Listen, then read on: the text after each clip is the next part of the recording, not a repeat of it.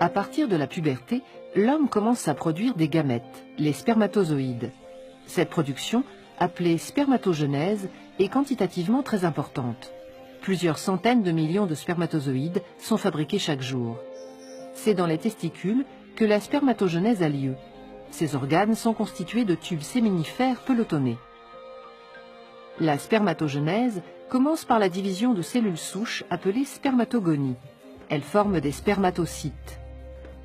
Chaque seconde, des milliers de spermatocytes sont formés. Leur production est permanente.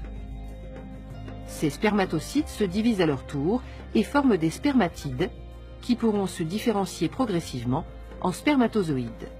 Il faut 72 jours pour qu'un spermatozoïde soit constitué. L'ensemble de ces phénomènes a lieu dans les tubes séminifères. Les spermatogonies se trouvent en périphérie et plus les divisions et la différenciation en spermatozoïdes progressent, plus les cellules migrent vers le centre du tube. Lorsque les spermatozoïdes sont formés, ils se détachent de la paroi interne du tube et sont expulsés vers l'épididyme par des contractions du testicule où ils seront stockés. Une hormone sécrétée dans le sang par certaines cellules du testicule, les cellules de Leydig, est indispensable pour que la spermatogenèse se déroule dans les tubes séminifères. Cette hormone, appelée testostérone, est libérée dans le sang à concentration globalement constante.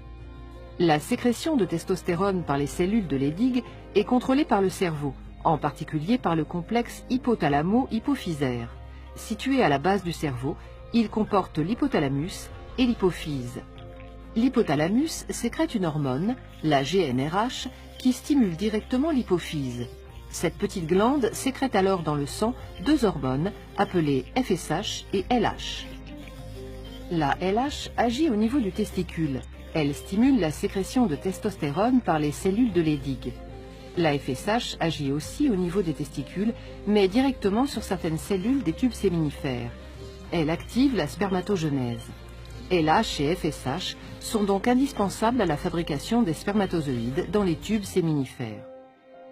En permanence, la testostérone sécrétée par les testicules dans le sang agit aussi au niveau du complexe hypothalamo-hypophysaire.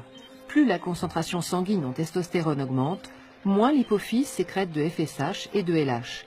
Au contraire, si la concentration en testostérone diminue, l'hypophyse sécrète une quantité accrue de LH et de FSH. Ce phénomène est qualifié de rétrocontrôle négatif exercé par le testicule sur le complexe hypothalamo-hypophysaire.